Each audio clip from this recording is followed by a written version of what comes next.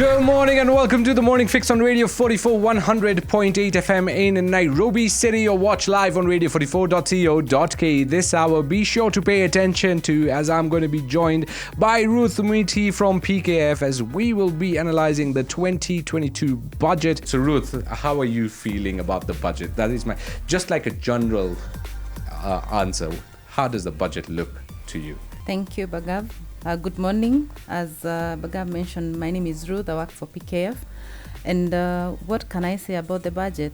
I would say it's an average budget. A budget that doesn't hurt directly Kenyan Mwananchi. But at the same time, if you dive deeper, then you realize it's not what it looks like. So it's an average budget, no reduction in taxes, no increase in taxes. But diving deeper, it has serious effects. You start seeing it. Yes. So even on the Standard, actually today, the headlines were a safe exit budget. Ukur Yatani trying to please the boss with a quiet exit. That was what the headlines read on the Standard. But, we'll talk more into it. We'll dive deep. According to you, who are the biggest winners and losers in this year's budget, Ruth? I'd say the biggest winners is the healthcare sector. Yes. They have been allocated 62.3 billion. We can see exemptions, excise duty exemption on pharmaceutical products. We can see VAT exemption for manufacturers of pharmaceutical products. So the healthcare sector somehow has seen an increase, or has seen an increase in allocation, and also some incentives there. Right. Also, the manufacturing sector, you'll see that there were incentives granted to manufacturers of local or passenger vehicles. So that also is a sector that has gotten some incentive, which is good. Mm-hmm. Yeah, so they are encouraging, they look like they are focusing on the big four agenda. Yes. Healthcare, affordable housing, manufacturing. Yeah. Yeah, and what about the losers, according to you, in this year's budget? The losers, and we'll look into it, the losers, in my view, is a businessman. And why is one? There is this proposal that came in last year on interest restriction on loan expenses to the limit of the debt. So that means that businesses will not be able to claim interest, the full interest incurred when doing business. And also the gaming sector has lost again. The betting and gaming sector has lost again. Advertising and promotion costs will now be subject to excise duty. So I feel that the gaming sector has lost again, and also the businessman. Their submissions made by businessmen are not taken into consideration, because you realize that Kenya is a high borrowing country, and of course even for businesses to survive, they have to borrow. So if that expense is not allowed for income, then what does it mean? I have incurred a cost in my business. I'm not allowed to claim the full amount, and yet I am paying taxes. So businesses will have to dig deeper to pay taxes. Now, Ruth, you mentioned about the losers, one of them being gaming, gambling, and also too much consumption of alcohol. To discourage the promotion of these products and activities, it is proposed to introduce an excise duty of 15% on fees charged by all television stations, print media, billboards, and radio stations for adverts of these activities. Now, what exactly does this mean? Are we supposed to charge them, or us as media are going to get charged? Okay, thank you for that question. And I want to probably break it down with an example. You have 100, an invoice. You've been charging an invoice of 100 to company X for advertising.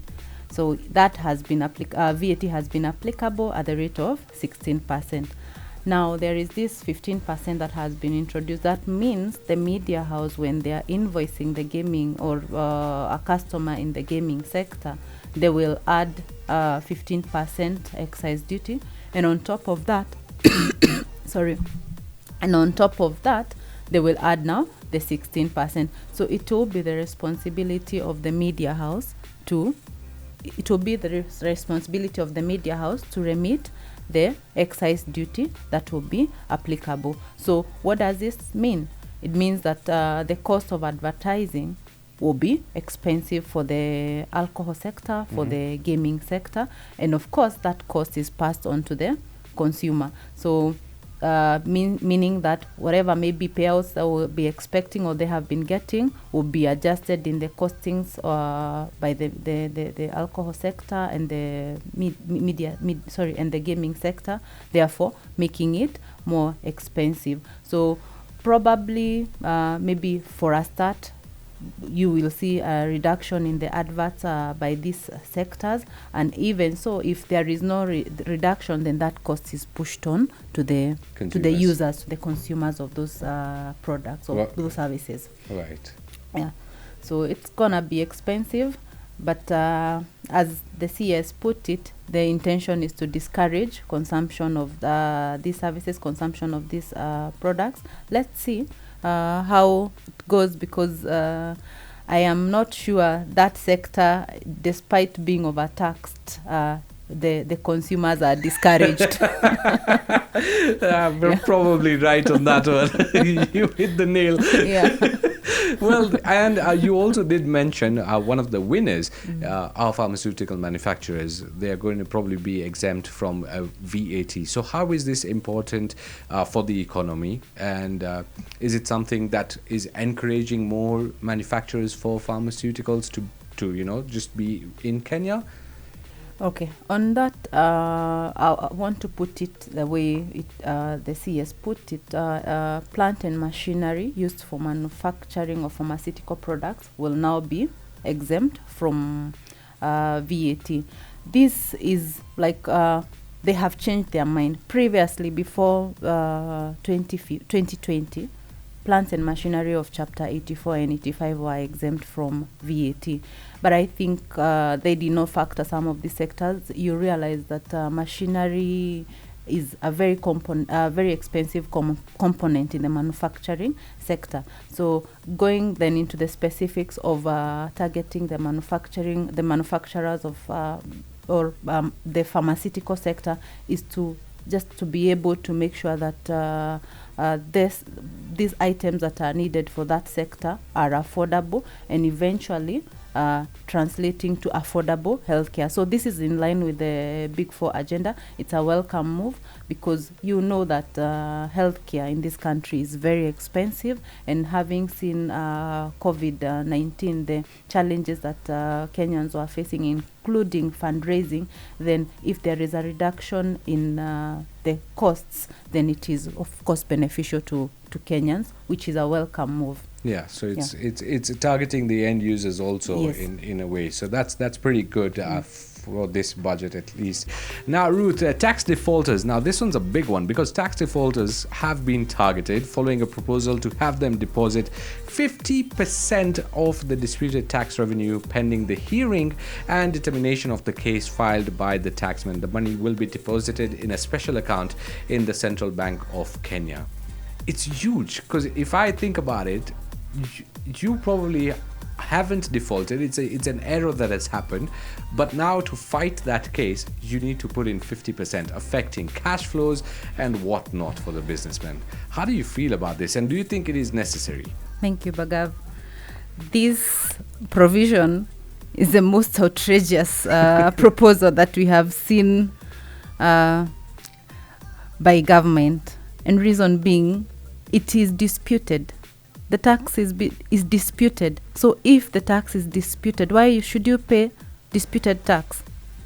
We have seen instances where taxpayer has gone to court because of matters to do with interpretation.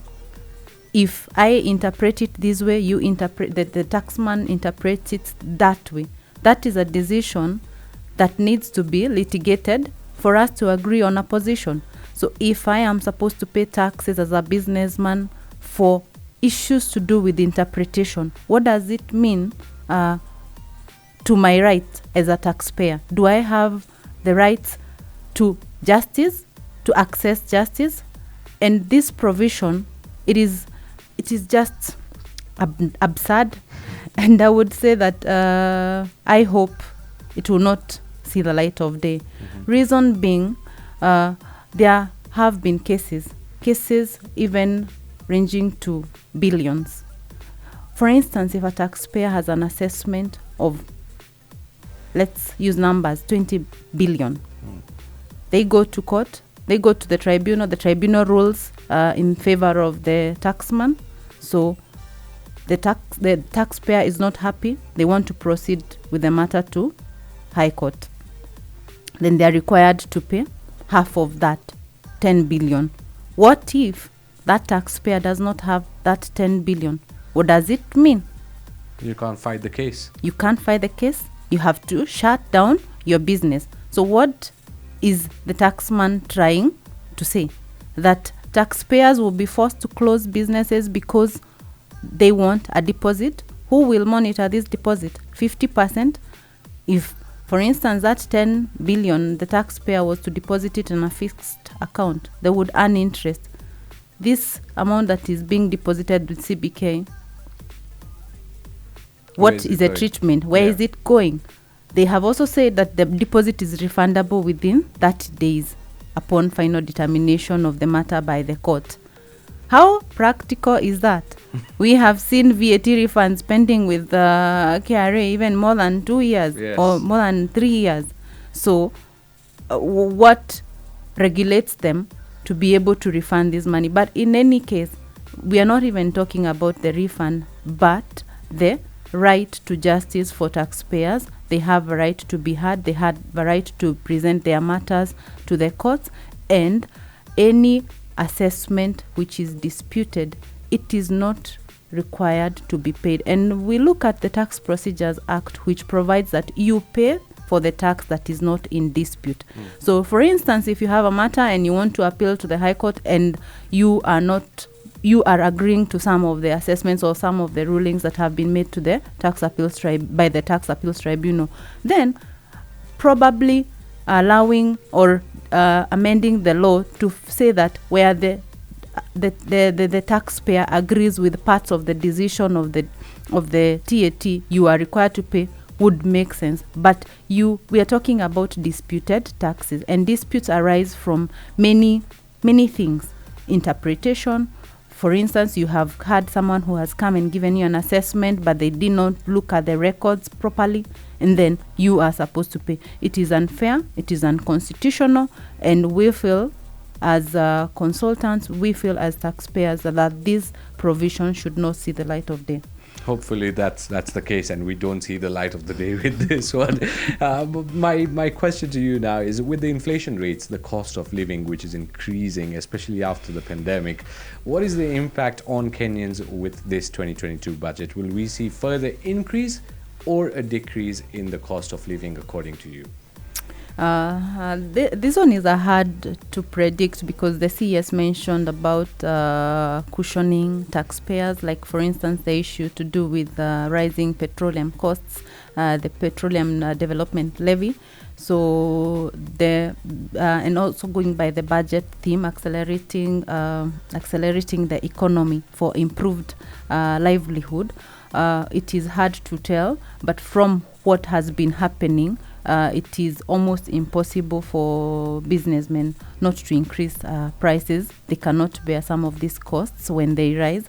So it's a wait and see situation where we hope that the common mwananchi or the ordinary Kenya will not feel a further pinch, but we cannot promise. Oh, no. Yeah. This doesn't sound good. That doesn't sound good. Well, Ruth, thank you so much for being part of the Radio 44's Morning Fix today and giving us the insight on the 2022 budget. Any parting thoughts that you may have for the Mwananchis? Thank you for having me, Bagav. And I just want to say that tough times call for tough measures. I think for us as taxpayers, as ordinary Mwananchi, is to just watch on what we are doing, because there are no incentives that are cushioning taxpayers. So we have to just manage what we have or even work hard and make more. Yeah, that's it. Either save up or start working harder. Yeah. That's the way to go. Thank you so much once again, Ruth, you. for coming here and being part of the Morning Fix. Radio